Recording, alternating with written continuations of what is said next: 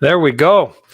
Welcome everybody to the second episode of Butler's Babble. And sorry, I was trying to get things going over on this side and I missed when it was coming back on there. So hopefully we got some people on here watching us. I know we're going to.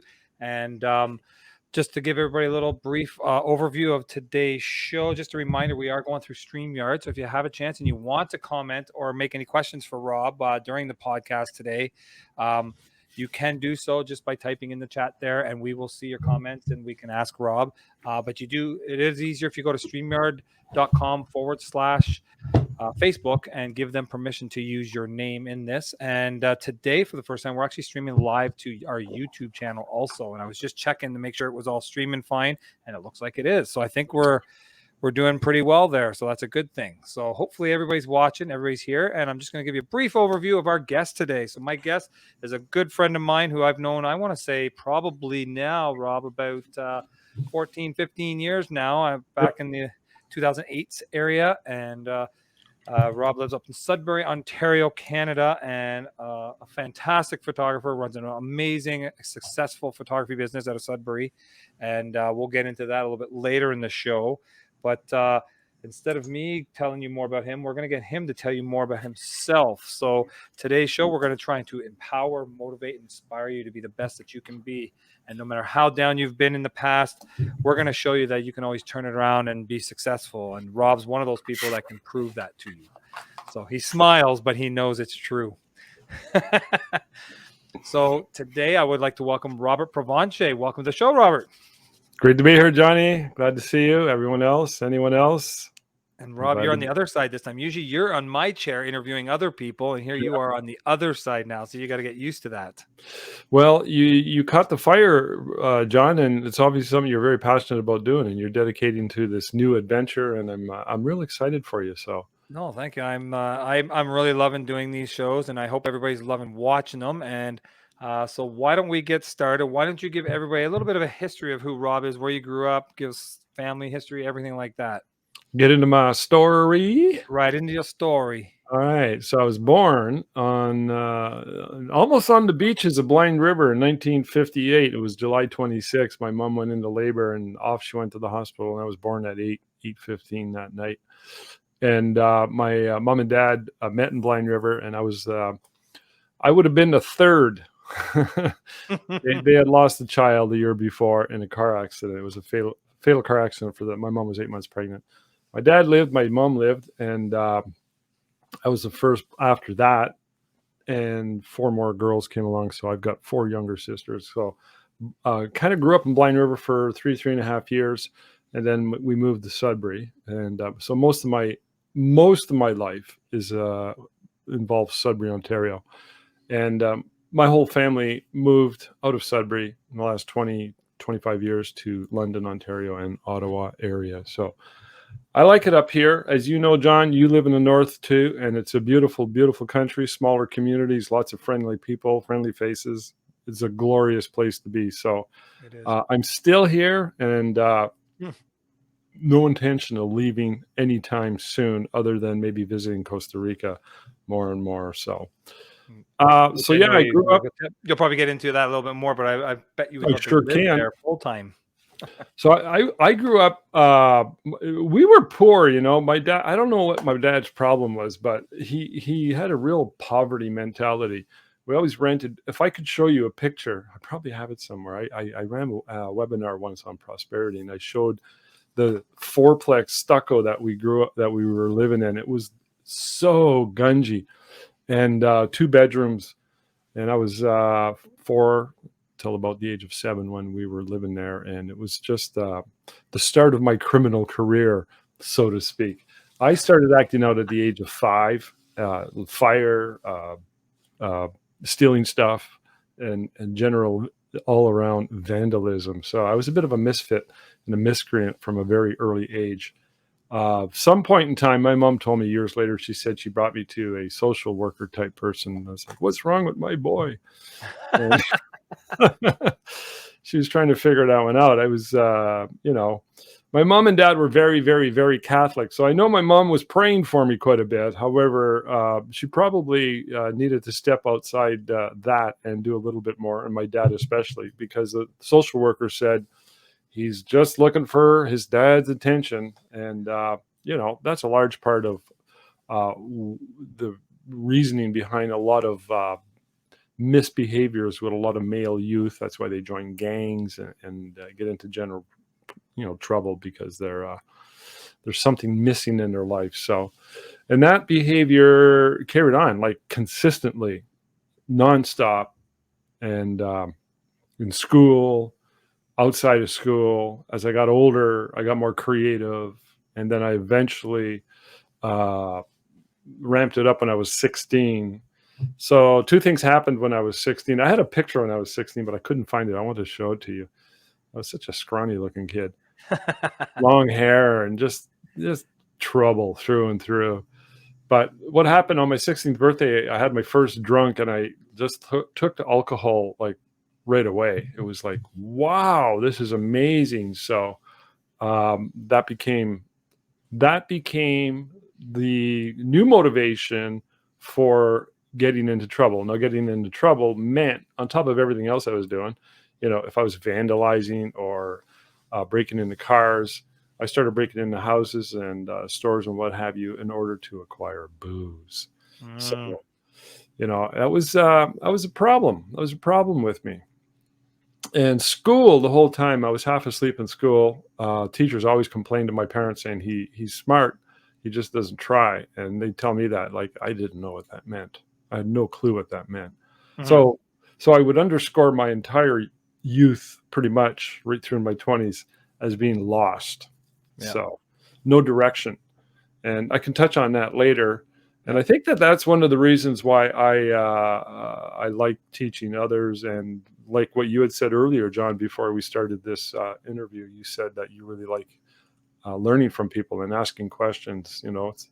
So a large part of that is in me as well. And I think a large part of the reason for that is because I was so lost, and there was such a big gaping hole in my soul, so to speak. So, well, you said like you were getting in trouble even from 5, and I know you're saying in 16 is when you started doing the booze, you started doing the breaking in the cars and houses. And most people will be like, well, was it a bad crowd that you were involved with? No. But it's almost like you were the bad crowd. People were warning their kids about you. Because I look at this picture that you sent me earlier here, and I was the bad crowd. And right there, and I'm taking that's you right there. Yeah, well, that's me. We're all dressed up, going out for probably. So innocent. We're going to church. I always looked innocent, but I was a troublemaker. I was a troublemaker. I was a cute kid, but very, very shy, by the way. But left to my own resources, which I was left to quite a bit, because my mom had her hands full, and my dad was never around. He was never around.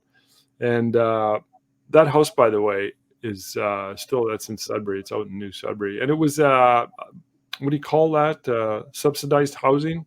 Okay, yeah. Like projects type of thing.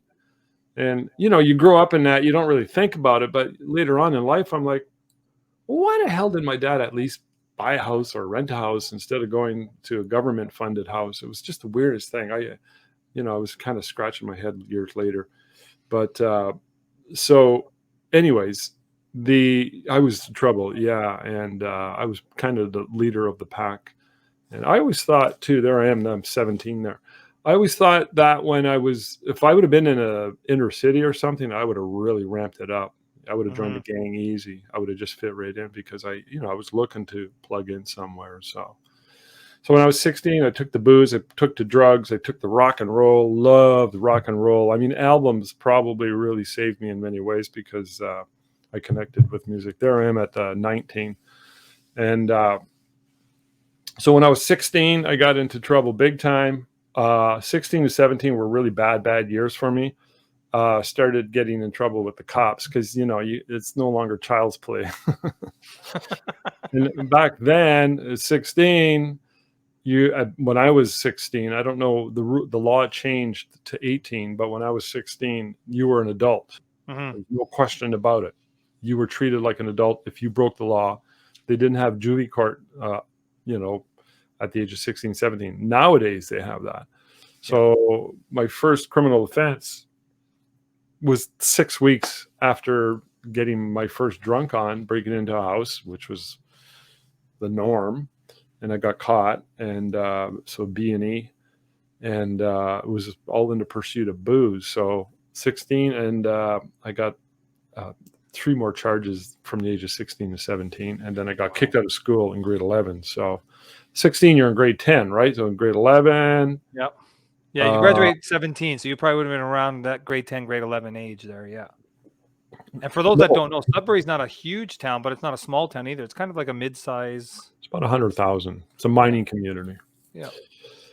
So I had my struggles, and I was very much lost. I didn't know who to talk to, what to do. I had nothing as far as any kind of support. So I'm not saying that in a negative sort of pity pot kind of way. I'm just saying it as that's what my reality was. It could have been much, much worse. Could have been much better, I suppose. It doesn't matter. I look back at my life, and have looked back at my life many, many times. Many, many times. I'm 63 now, going on 64 in about five or 6 weeks.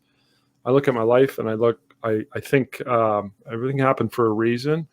And all of the experiences I had are what made me. And I think that's a really, really important message, that we have to take all of our adversities and take them and roll them into positives in some way, shape, or form. I think that's a really critical mindset that is important. Somehow I had that. And when I was so I was actually I was kicked out of school when I was in grade 12. Okay. So from grade 10 to 11 to the first half of grade 12 were bad years for me. Constantly in court and kicked out of school, and kind of lost. And I actually got thrown in jail at one point in time. And that was a pretty dark period. That was about 2 months after I got kicked out of school. Got thrown in jail for a little stint. So I had the wherewithal somehow that spring. Said, I'm going back. I have to go back to school. I don't know where that came from. Because again, nobody was guiding me. It just sort of, I can't. I had a job driving a delivery van until I totaled the van.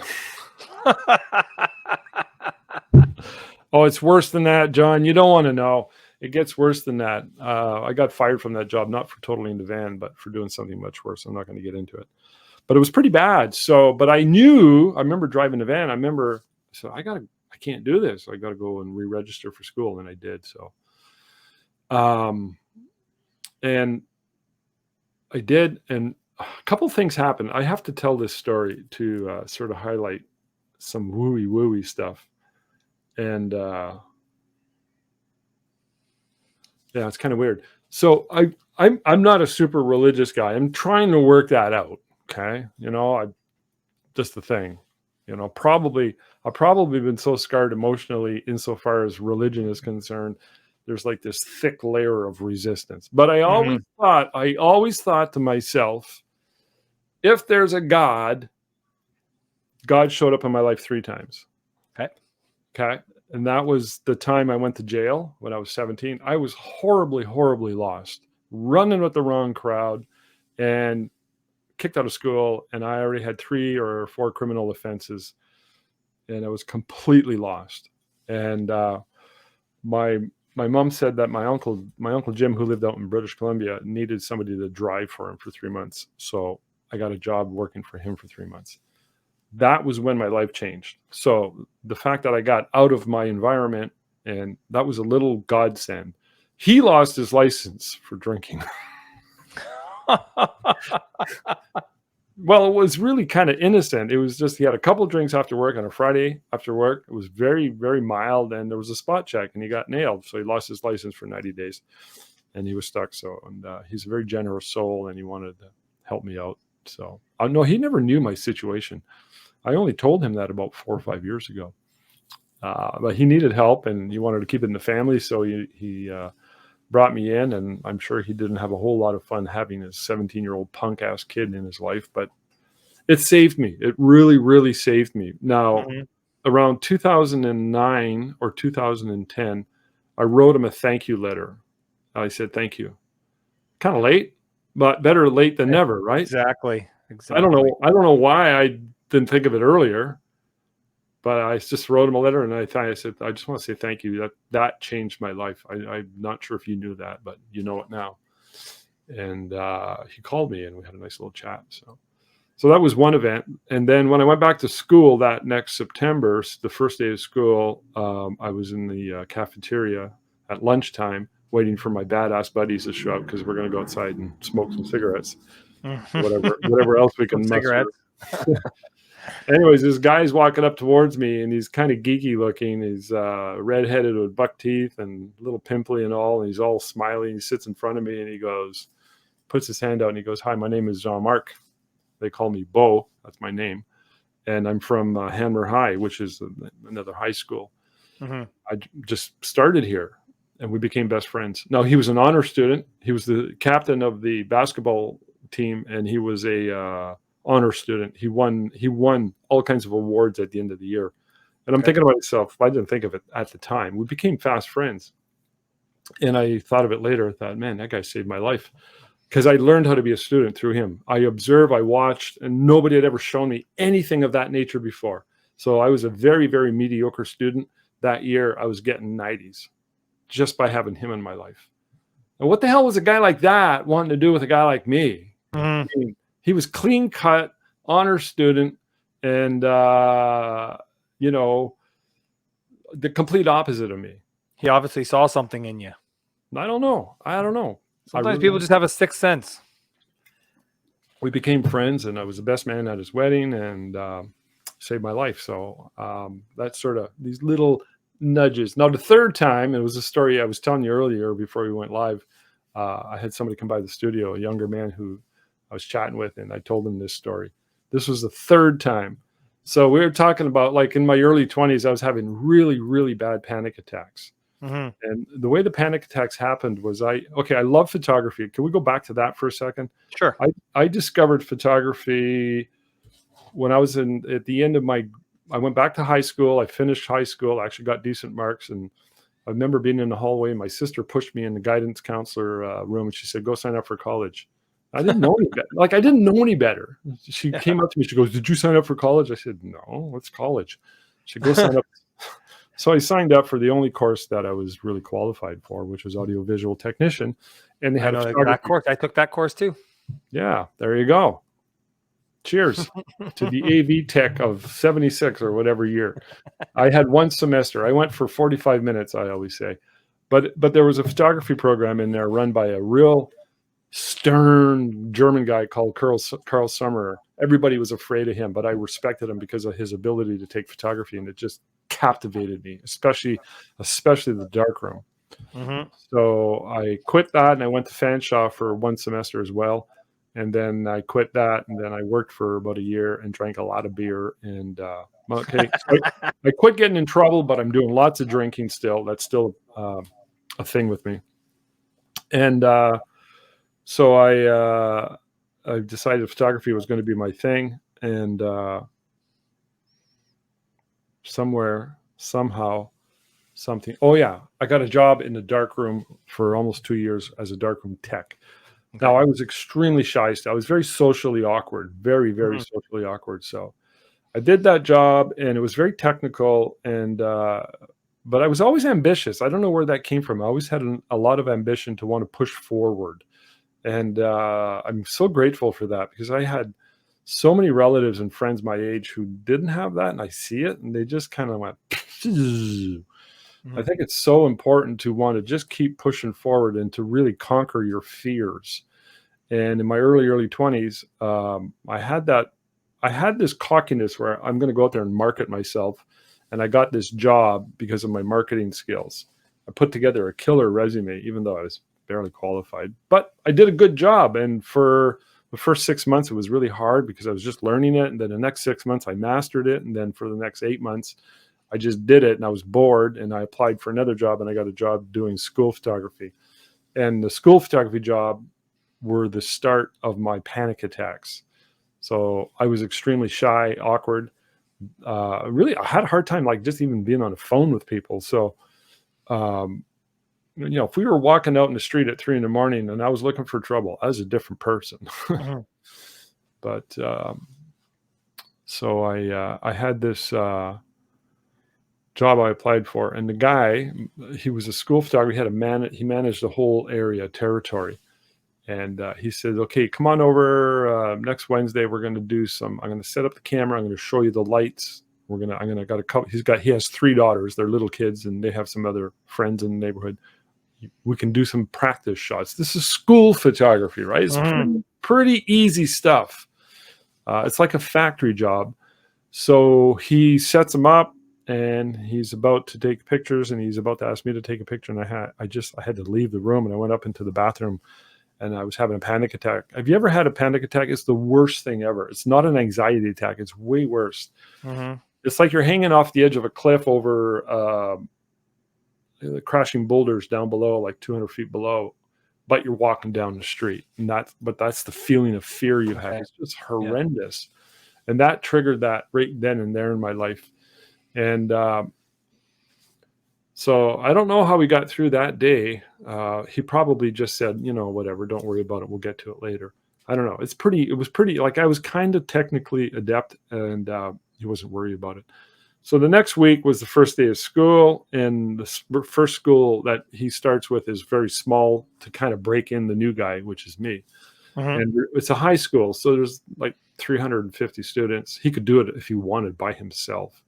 Like, we set up 2 cameras, and he's doing the color packages, which they're paid, and I'm doing the ID shots, which are free to the school, so the quality doesn't matter. They're mug shots.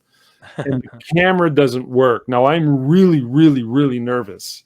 And I hardly slept like 2 hours that night. I was just so nervous about this job. Remember, I had a panic attack with little kids. And the camera didn't work. So he says, okay, well, just sit behind me and watch me. So I'm watching him. And about an hour later, he says, come on over. You can do a couple ID shots for me. And I did a couple. And then I sat down. But then it was a short day. We were done right after lunch, and we go home. You always have to go home and unload the film. And then he said, we're going to set up the camera and the lights to see what the problem was. Because there was a problem. My camera wasn't working. I mentioned that, right, Johnny? Yes, you did say that. Yeah, it wasn't working. It would not work at all. And he sets it up, and boom, it's working. And it's fine. Like, I worked for 4 years with this guy, and that camera never failed. So it was like, I don't know, was that a little help? Because that's how nervous I was, really. Exactly. I was scared. Could you imagine that? That first year was really brutal on me because I was so nervous. Imagine that, you're 2 months into this job, and you go into a school, and you got 18 4-year-olds coming in the gym, and you're going to do a group shot and then individuals. And I'm dying inside. I'm so scared. It's so weird. So. No, it's not the easiest. I mean, there's been times where I've been put in front of center of something like that, and the fear that goes through you, it's like, I remember in school, I was like that. I hated doing speeches in front of the class, or you had to read a poem in front of the class, and I was grade 6, and you stand there, and you got all these eyes just watching you. And when you're young, I mean, that's terrifying. I can imagine. And you were doing this when you were in your 20s. Yeah, it was how I earned my living at the time. So I never drank during the day, but I drank on the weekends a lot, and that was my relief. And I got through that period. And by the second year, I got a little bit of confidence. And then on the third year, I started my own studio. I had way more balls than brains. And I when I was working at the age of 20 in the darkroom, I latched on. Actually, no, I got to go back a little bit more to when I was working for my uncle. He had a book called How to Win Friends and Influence People. Okay. And that book changed my life. And I read that book, and I'm like, oh my God, they got books like this? This is so good. And then when I was 20 working in the darkroom, the owner and his wife were in Amway, and they brought me to a bunch of Amway meetings. Say what you might about Amway, whatever. They have some pretty good educational materials and books. And I joined Amway for about a year back then. And it latched me onto all these really great resources, books and seminars. So that only lasted a year, but it set the stage for me. Because again, I was really, really lost, and I latched onto self-help.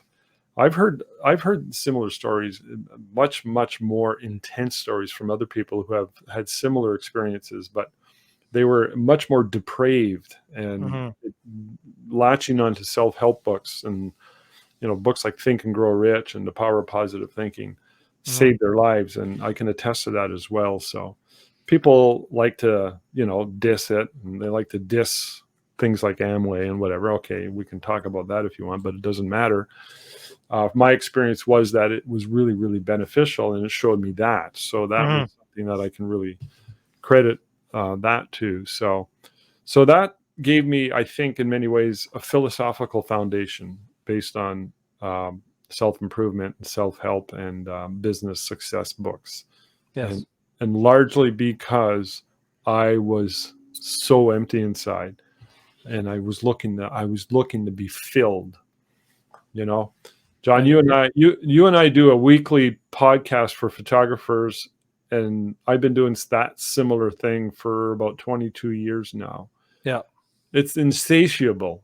My point being, I'm constantly hungry for that, and that's a driving force behind why I do that sort of thing.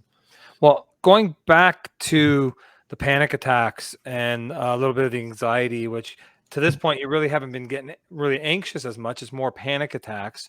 Yeah. Do you attribute that more to the being put into charge and not knowing what to do, or is it more being in front of a lot of people? What was it that you think was causing the panic attacks? People. It's been in front of people.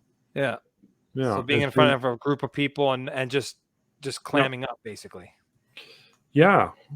And I remember having to go up this is before I was a school photographer at one of my Amway meetings. You're asked often, do you want to go talk about a product? It's a 3-minute speech. And I'm like, okay, I'll talk about Buff Up, which is their furniture polish. Yeah. And I went up to the podium and I just looked down and I froze. Yeah. I started hyperventilating. And all I could think about was the door to my left, and I was going to run out the exit.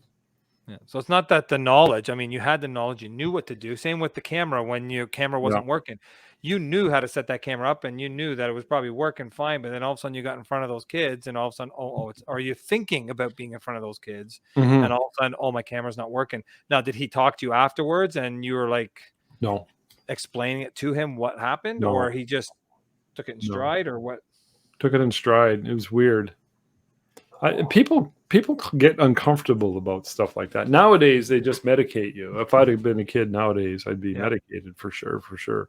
I'm sure I got ADHD, something like that. Yeah. So, but in that ADHD or what is that Elon Musk has? He has a condition. Oh, I didn't know he had one. It's the other one. Richard Branson's got dyslexia. Yeah. A lot of high achievers have these conditions, and I was talking about that with that young guy that came by today, and he had a similar story. And I was telling him, I said, you got all of these things can be and are positive attributes. You just got to let them flow into the right direction. You got to find the right direction. Nobody else can tell you what that direction is. You just got to get out there and try things, kind of follow your heart, so to speak. I don't know what the hell got me into photography. There's no explaining it, John. Is there? I mean, no, just a creative avenue to get out what was inside you. I don't know. Maybe it was to force you to deal with the panic attacks, to force you with your anxiety. So how did you get through that whole thing? What made you go from having panic attacks and knowing that you got lots of 18 4-year-olds coming, as opposed to getting through it and saying, I can do this, no problem? Yeah, no, it took a while. It's not like a light's just going to go on. You got to work a process. I had to quit drinking, so that was number one. Yeah. I had to quit drinking. I had to stop medicating. And throughout my 20s, I was constantly, I was an adult who drank a lot in order to cope. And my ambitions were high. My abilities were low as far as managing my business, my finances, and just having my life put together. And when I was 31 years old, 1991, January 6th, my last drunk was for a photographer who had turned 50, and all the local photographers had a big party to celebrate for Conrad. He loved the 50s era, so we all had to dress up as the 50s, and I dressed up as Buddy Holly. And that was my last drunk. And the next day, I called AA, and the next night I went to my first AA meeting. And that's what changed me. So, you're not supposed to really talk about stuff like that, technically speaking. but people talk about it. It doesn't matter. The fact of the matter is I did it. And it's supposed to be attraction, not promotion. I'm not promoting. Yeah. I'm just telling my No. story. You know what I mean? Yep.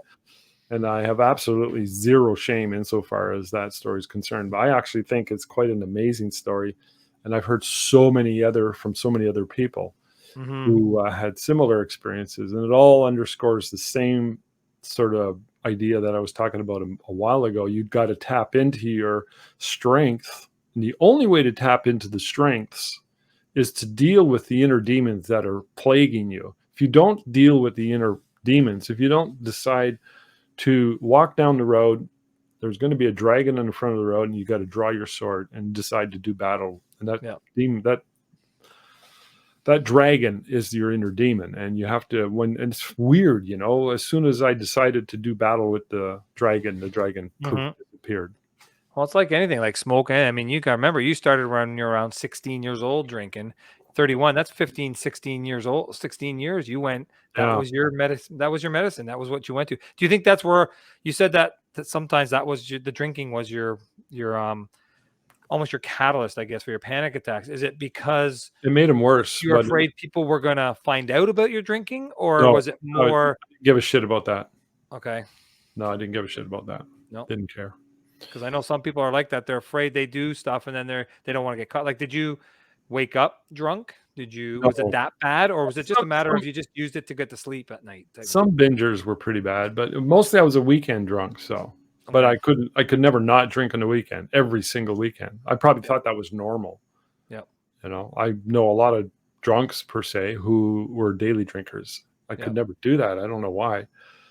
But I was horribly hungover on Sundays and Mondays, often right through till Tuesday, and then I'd start again on Thursday or Friday. But it was how I coped, and I could never have one. Never. Yeah, and that's the big thing right there. And I couldn't quit. Quitting is a habit, is usually an indicator. People talk about, I tried to quit and I couldn't quit. I never thought of that until I joined the meetings, and I hear these stories from others. I'm like, that's what I was doing. I'm not the only one. And that's a behavior. So think about it. Yep. Why would you be quitting unless it's an issue? Yes. Right?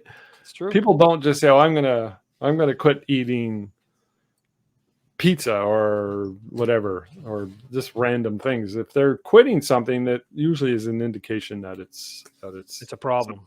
So I was always trying to quit, and I could never quit. And I smoked really hard too, and I was very compulsive with all of these behaviors. And it all stopped when I walked into those doors and did battle with the demons and the dragon, and I drew my sword, and poof, it disappeared. And from that moment on, like, it was scary going into my first meeting, like really, really scary. And I'm certainly glad I did it. If I have any regrets in life, and they're not really major regrets, they are that if I look back, I wish I'd have done that sooner. But I wouldn't have known better. So no, exactly. We go through these things for a purpose, I think. Yeah, because I consider myself somebody who's had a lot of ambition and a lot of potential, and what could have happened, I don't know. But you can't live in the past. You definitely can't live in the past. So that's not a thing. I just sometimes have a little thought experiment once in a while, geez, if I could live my life over, I'd probably start the studio younger. All the stuff now, John, about running a business. And imagine if you apply that to the stamina and the energy of a 22-year-old, if you had the maturity and the discipline exactly to go in there. I mean, you'd be so successful, and probably would have married young and had a larger family, because those were important things to me. But so when did you start your first studio? You said you were in your 20s there. Was it your early 20s, or? I was 25 years old. 25 years old, and then it was not until like 31 years old when you finally, as you said, slayed the dragon. So you went 6 years running your own business. Yeah. So money drinking on the side, going through panic attacks, anxiety, all that stuff. And then all of a sudden, poof, you cut it cold turkey. So how does what happens after that then? Now, did you meet Tina before she's went later. to AA, or was this way after? Later. So okay. So I Yeah, it's funny how money and prosperity and success has no conscience. Yeah. It doesn't care who you are. Mhm.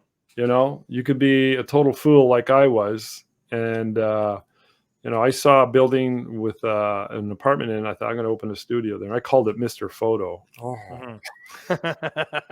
it was next to a bar called the Laurentian, which was a real skanky bar, but the booze was cheap. We used to go there all the time. Not good. And, I scraped together $150. I put together a sign, and that March we had a big windstorm. You remember those portable signs with the letters? Yep. A lot of those signs got damaged, and you'd see them for sale in the Bargain Hunter, and I bought one for $100, and I put it up in the front. And I was very ambitious in that respect. So I got actually business. In my first year, I think I shot 20 weddings, but I was always struggling because my lifestyle was not healthy. So a year into that studio, I get offered Westmount Photography. There's a couple who had this beautiful house, 3-bedroom house with a 3-bedroom apartment and a studio. And they made me an offer I couldn't refuse in 1986, 85, 86. Okay. And it was called Westmount Photography.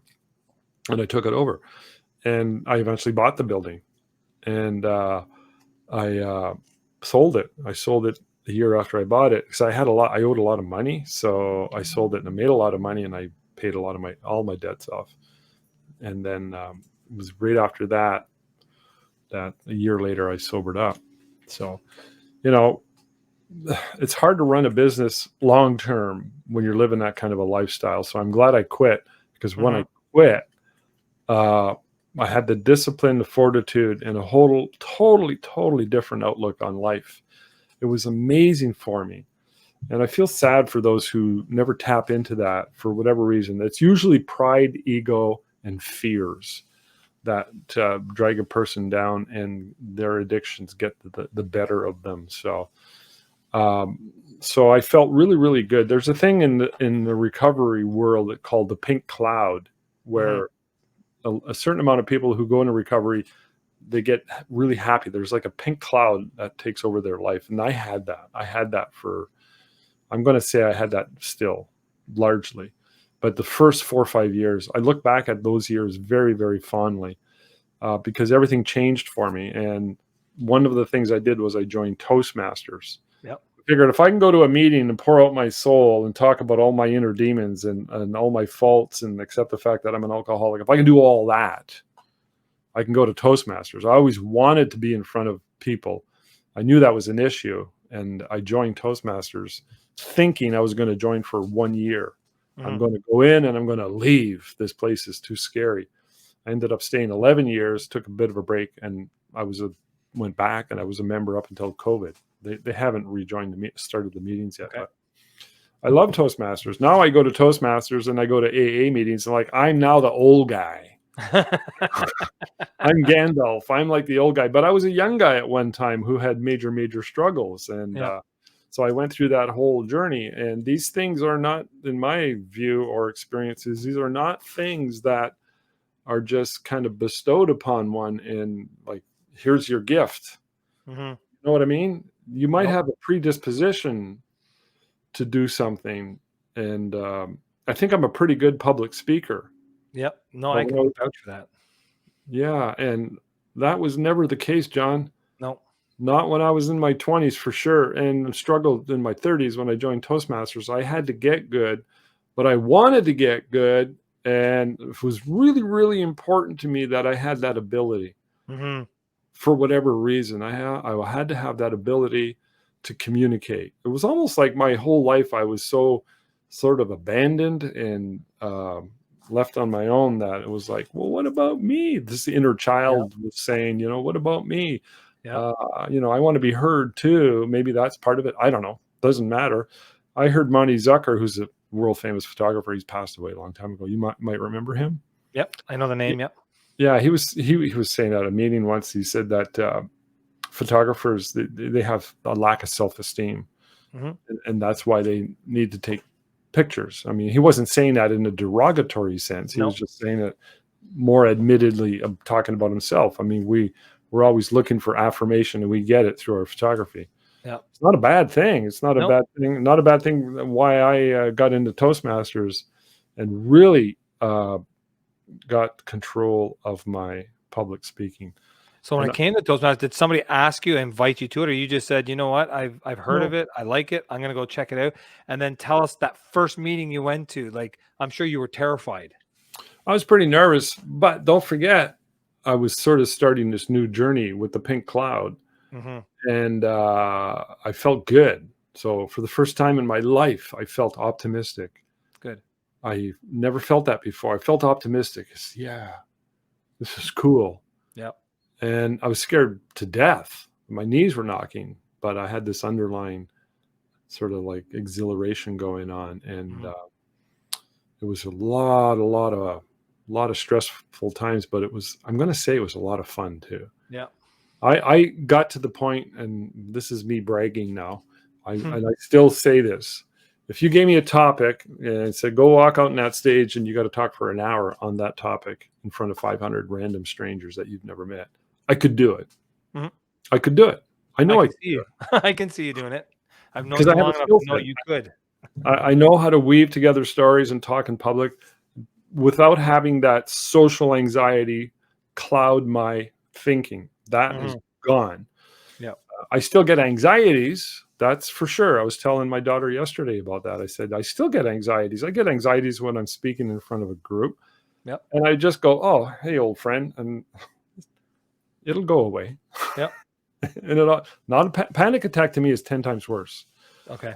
Way, Yeah, my way daughter worse. gets panic attacks, so I know what that's like. I've never had one myself. I've had anxiety, like you say. I think everybody gets anxiety Yeah, I in think one it's, way or another, but I've never had an actual panic attack. So that's why I'm yeah, sure there's other people on here that's had the same thing and they're still struggling. So it's nice to hear somebody willing to talk about it. So panic attacks are awful.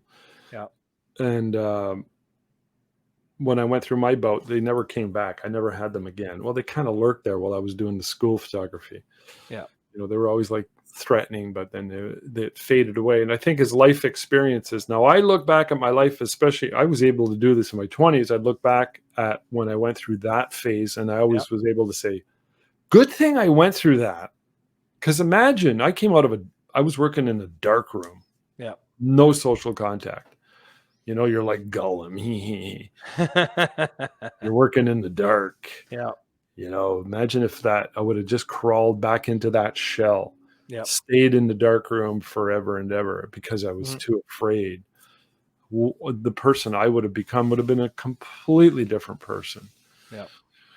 So I'm grateful for that inner drive, and all the self-help books help too, and a lot of it, and it probably all helped when I was stepping out the doors of the 12-step meeting, first 12-step meeting I went to, Mhm. which changed my life forever and ever. And those were good times. Yeah. I So was then I, you get I, sorry? was- I was homeless at that time because had a girlfriend. We had a house together. You ever watch the movie with Mickey Rourke? I don't know. I don't think I saw any of his older stuff, just stuff when as he got older Based on himself. Charles Bukowski. He was an alcoholic, and his girlfriend was an alcoholic. Barflies. Oh, So Barflies? Okay, yeah. I remember watching that movie whenever it came out and thinking, that's me. Anyways, my girlfriend, we had a house together, and that was us, two alcoholics. And I left her and I gave her the house. And I was sleeping in my studio floor and that was the period. Shortly Mhm. after, 3 months later, I sobered up and I was living in my studio. I had a cushion behind the Yeah. studio backdrop, and I pulled it out and I slept there for about a good year and a half. But I was filled with optimism Mhm. and Toastmasters. And then I took a few university courses, and then I pulled my credit together and moved the studio to a better location, and I bought a house and met Tina when I was turning 36 years old. Okay. So 5 years later or whatever, and we had a baby right away, and she quit her job as an accountant, and she's almost like a godsend. It was like, Mhm. anyone else, my life would have been totally different. Yeah. How do you define your life, your identity a lot by your career? Yeah, in a way. My career and my family. But But if you were a mailman, you're Yeah. not gonna like, I'm a mailman. No, It's not, exactly. it's not the Well, same. Not the diss mailman. no, exactly. So, in actual fact, you said there was 3 times in your life that you think that, religion hit you with angels and that. Well, actually, it was 4th when you think of it, when Tina came in. Possibly. Yeah.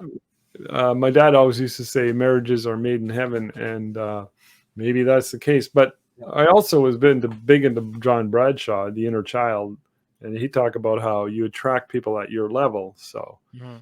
Tina and I attracted each other, and it clicked. That's perfect. Now, my first date with Tina was after a squash game. We were playing at the YMCA, and it was early July, and I just got a new motorcycle. At that time just became a new rider. Mhm. If I'd have been a motorcyclist in my 20s, I'd have killed myself. Guaranteed. That's Guaranteed. yeah. So I asked her, I said, "Do you want to go out for nachos?" It was a Friday night. And she said, "Yeah." And I said, "Okay, can I pick you up on my motorcycle?" And her eyes lit up and she was like, "Yeah." So that told me at some level she was up for adventure. And I didn't connect the dots till much, much later. Mhm. I just asked her, I said, "Can I pick you up on my motorcycle?" It was just a thing. I never thought of it. But had she said, "No, motorcycles scared me," I might have said, "Oh, okay, I'll pick you up in my car and we'll go out." And it might have been our only date. Yeah. Maybe. Mhm. But the fact that she said yes told me at least at a subconscious level that she was up for the adventure. Yeah. I love being on my motorcycle. I still to this day. I took my bike here tonight, Yeah. and so we were a good match in that respect. So I always tell my daughter what my Aunt Esther told her 5 years ago, a couple of years before my Aunt Esther died. She was 94 at the time. When she was talking to my daughter, she said, "Don't marry for love. Marry for qualities. Love Mm. will come later." It's true. It's true. Well, it Yeah. makes sense. Well, you actually, when you think about it, though, it's the qualities that will define the love. Yeah. So, but It's true. and that's what at some level was sort of guiding my relationship with She was Tina. your yin to your to her yang or whatever. Yeah, and we're a match. So, and that it doesn't mean it's always easy. I Yeah. mean, I can be a pain in the ass, but we've had a pretty good run of Yep. so far 26 plus years running a photography business, and it's been a whole lot of fun. Yep. I remember last year at the end of the season, I was like, well, it's been a pretty good, because the whole COVID thing drove me nuts. We went into lockdown and then open for 7 months, then lockdown even longer, and then Yeah. open for six And it months. plays on you. Oh, it just really darkened my soul because I'm such a freedom loving guy. Yeah. It really, really darkened me. And but I remember thinking to myself in the studio about December, late November, thinking, yeah, it's been pretty good. I'm so lucky I get to earn a living Yeah. taking pictures. Yep. I'm taking pictures. It is. It's a. I never even thought I was going to be a photographer. I never had the ambition until I was in my 20s too, when I dropped out of school, college and Mhm. stuff. That's when I became a photographer. So you never know what's going to It hit showed that up, didn't funny it? bone, tickle that funny bone, and see what's going to be in there. And but it's okay. So you meet Tina, you guys get married, you have a child. Um, Boom! It all in 1 year. does she just say, "That's it, I'm going to help you run your business," and that's why she quit accounting? Or I asked her. I remember we were driving, and I said, "Oh, do you want to keep working?" She was a senior. I just asked her in the car. I said, "Do you want to keep working, or are you interested in this helping me with the studio?" Studio. that's She was funny. waiting for me to ask, and Which she's is not amazing. easy. I mean, you know me, I work with my wife here too, and some people, they can't handle that because you have your home time and then you have your work time, and trying to Yeah. combine them too. They say never mix them. It's never going to work. But somehow you two over 26, 27 years have made it work. And I got to tell you, I think the recipe, and you might want to. I don't know. You're probably more devoted of a family man than I am. I consider myself. It's something I value a lot. Hmm. May not matter. I may be full of crap in what I'm about to say, but I think as a antidote or as a sort of like a really good item to include in one's life is a sense of adventure.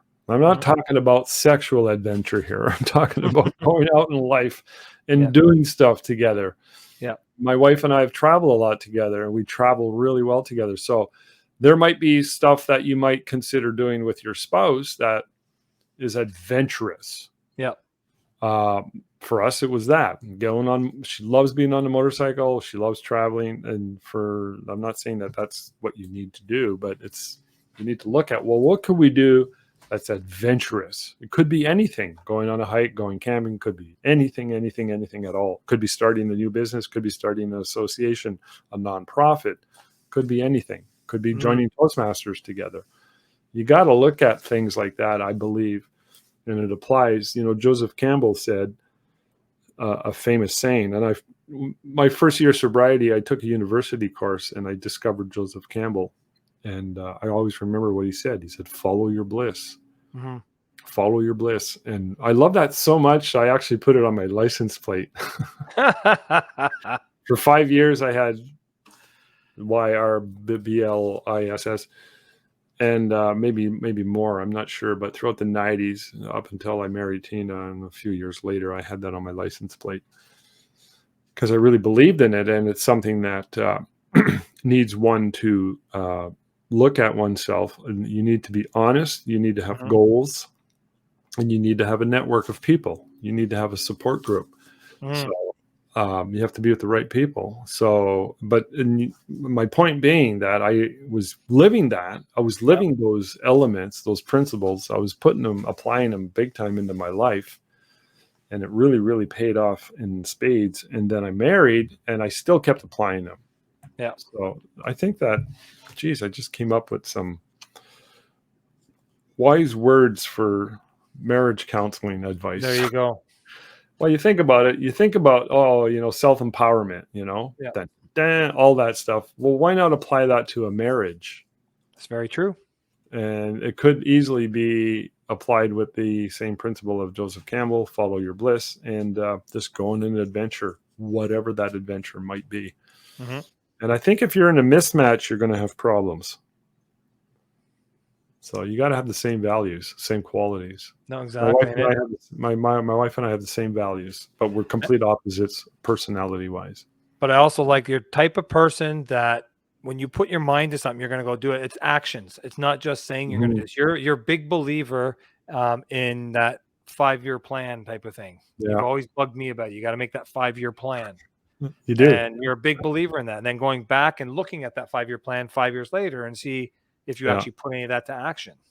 Yeah. And goals, I've always played a big part of my life. So, and again, I knew about them. I tried them, but I didn't really work them until I sobered up and started by looking in my own inner demons first. And the goals started working out for me right away. Yeah. Right away. It was amazing, absolutely amazing how many things started to show up in my life. Camera systems, cars, houses, opportunities and such. Everything just started unfolding. So if you don't believe in goals, I urge anybody to put your resistance aside and just try it. And the more you can write it out in clarity and visualize it, especially if you can go 5 years and then 1 year and then monthly. And for me, goals also tell you what issues do you have? Because you always got to look at, okay, what are the things that are stopping me? Yeah. And you make a list of things that are stopping. What's preventing me? What are my top 10 issues? So when you're writing goals out, you got to write out these issues, and you got to write out anything. And you'll get clarity from that action or that exercise. I've always somehow been blessed with the awareness and that sort of skill set. Yeah. And it's been good. It's been really, really good. So it's great because I look at your past. You talk about your teen years and the troubles that you went into, the struggles through your 20s and into your 30s with your alcohol, things like that. And then not only do you turn it around, but you become a very highly successful photographer in your area. You became a teacher to a lot of us photographers growing up. You gave us a lot of teaching. You became property owners. You not just own your house, you bought all these houses, but you also own buildings now. You're in your own studio, you own and rent out spaces. You lived part of the year in Costa Rica with your condo. I mean, This is somebody that if you would have looked back then, you would never have thought any of that was going to happen. No, never. And And so, it almost sounds like I'm a multi-billionaire or a well, no, millionaire, but you're I'm a not. billionaire in other ways. We organized everything this way, and yeah, we have a place in Costa Rica, but we don't have a cottage up here. Mhm. And we have a house and a studio. We have some real estate. I've always liked real estate, so as far as investments are concerned, that's my studio. You just showed it, eh? Yeah, that was the studio there. Yeah, and you own that building, and Yeah. I mean, it just shows that it doesn't matter right now. We only got like probably a few minutes left, so I got a couple. One thing is, looking at you now and looking back at that 16, 17, 18-year-old boy, Mm-hmm. what would you say to him now if you could get in a time machine and go all the way back and have a chance to Yeah. talk to him? What would be the biggest words of advice for him? Because obviously Yeah. back then you're probably pretty pig-headed back then. Yeah. I almost want to say, what would I tell my 22-year-old self? Because Mhm. 16, you're still a child, right? Yep, it's true. You're still a child. I think you know everything. Yeah. And you're just raw, just so Yep. raw. No sensibility whatsoever. But you go to that 19-year-old or 17, whatever it was, where you actually Yeah. had jail time, and you get transported into that jail cell with him, and you have a chance to talk to him and try and Yeah. what would you say? I'd say go to AA. Well, because it's all going to stem from there. Yeah. And I'll quit drinking, which will cause me to quit smoking, which will cause me to get responsible, start growing up, and it'll start me to get in the community. I'll get around. There's a lot of older men in AA, especially back in those days. Not so much nowadays, but there's you get around older people, and you can. I needed that guidance. Yeah. I didn't have it. So That's true. that one act alone would have set the stage for everything else. Yeah. I would have And that's the hard part, because back then, things nowadays, mental health is just starting to come to the forefront in the last, say, 5 to 10 years. Mm-hmm. It was a stigma back then, of course. I mean, you Yeah. could never talk about your problems. You had issues like that, they would lock you away just for. Well, true. And somewhere in the 80s, though, it became sort of vogue, self-help. And John Bradshaw was working on the inner child, and he had a book called Healing the Shame That Binds You, and another book called Your Inner Child. And he was on PBS quite a bit. And they had a big PBS as part of their fundraiser in 1989. And I was watching it. And he was a self-admitted alcoholic. And it's like, oh, geez, people are talking about this openly now. And you're right, they weren't before, but it was becoming vogue. So, and throughout the 90s, it almost became trendy. I think it is. It became trendy. A lot of people in Hollywood and famous people, they were getting checked into recovery and going to AA meetings. There's a lot of well-known actors who are in AA, and it's just kind of like a thing. It's like, no big deal. It's just something you do. So what? There's no shame. No. Absolutely no shame. No. Well, I'm glad you were willing to come on and tell everybody about your story, because to me, there's a lot that can be learned from what you went through. And if you can even change one or two people's lives just by explaining your story and having them sit there just like you did in AA, and you looked around and you listened to these people and they're like, wow, that's me. I don't know if you ever heard that Kenny Chesney song that he sings about drinking and stuff like that. No. I'll have to get the title of it. But he sings a song almost identical to what you said. Okay. And I'll have to get that song for you. And it's a great country. song. It's a country song, so I know, but just the words themselves. A lot of drinking in country songs. Yeah, but yeah, no, very, very good, powerful message, because there's a lot of people out there that'll be going through that and they're like, I don't drink too much. Like, I like to have my glass of wine at night or have a beer or something, but I know when to stop, and I know I'm just having the one or something. But you were at that point, you couldn't, and you even admitted it. You couldn't stop. You're like my wife. You're a social drinker. You're not plagued by your inner demons, and you got to do battle with those inner demons. There's no ifs, ands, or buts. There's no cheating. There's no shortcut. You could probably try medication, but that's like putting a Band-Aid on a big gaping wound. It's very true. So if you got So my advice is to anybody. You know when I talked about goals, I said you got to look at your messes. If drinking is one of your messes, or excessive shopping, eating, cussing, beating your kids, whatever, credit card, gambling, driving like a maniac, we all got issues. You got to make that list. And if drinking is in there, I mean, just do something about it. It's not a big deal. No. Put your ego There's so aside. much places you can go to these days that there's almost no excuse not to, but it's hard. I mean, it's hard to admit you need help. So I think by you telling your story, you're showing them that it's not that hard if you really put your mind to it. Your ego is not your amigo, as we say down in Costa Rica. I love it. I think that's a great place to end it. So I appreciate you coming on. I know normally we talk about photography all the time and we do our shows together and things like that. But this is nice to get more personal and let people know that everybody's human. And no matter how far down they are, they can always turn it around if they really put their mind to it. Yeah. So thanks. I appreciate you sharing with us. Much appreciated. It's been a blast. Right. So I'm going to let everybody go now. So thank you guys for watching. I hope you enjoyed this episode with Rob Provencher. If you did not get to see it all, or you want to have somebody else watch it, or you want to watch it again yourself, remember these will be replayed on the Butler's Babble Facebook page and on the YouTube channel. So make sure you go check it out. And remember to join us next month. We have a fabulous young lady that's going to come on here and tell you her story of tragedy and how she turned it around. And I think you're going to love hearing from her, and she's an amazing person. So I hope you all come on back and tell all your friends about it. Until then, remember, if anybody asks, say the Butler did it.